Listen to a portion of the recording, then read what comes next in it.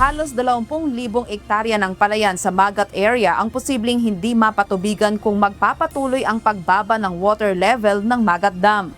Dahil dito, pinapayuhan ang ilang magsasaka sa tail end areas ng Magat Irrigation System na huwag munang ituloy ang pagtatanim.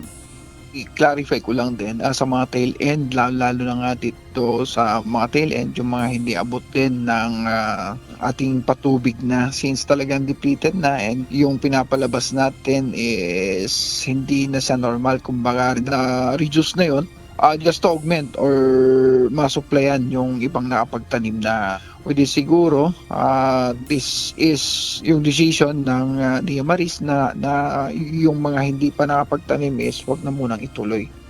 Posibleng unang maapektuhan ang mga magsasakang nasa ilang bahagi ng Ramon, Santiago, Cordon at Saguday sa Quirino, pati San Mateo sa Isabela kapag patuloy na bumaba ang supply ng tubig sa Magat Dam.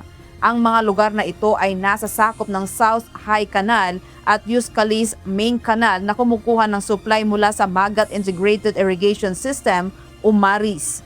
Sa kasalukuyan, nasa 161.56 meters ang water level ng Magat Dam. Yes, yung ating critical, actually, ang tinatawag nating critical, umabot tayo ng 160, may part na tayo na hindi mapapatubigan, kaya we call it critical.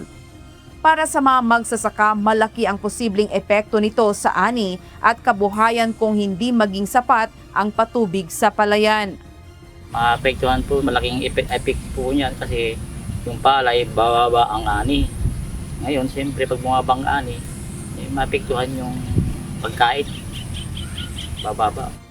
Umaasa na lamang ang mga magsasaka na makatulong ang mga darating na pag-ulan upang muling tumaas ang antas ng tubig sa Magat Dam. Patuloy namang minomonitor ng NIA at Maris ang kondisyon ng reserba habang hinihintay ang posibleng pagdagdag ng inflow mula sa mga pag-ulan.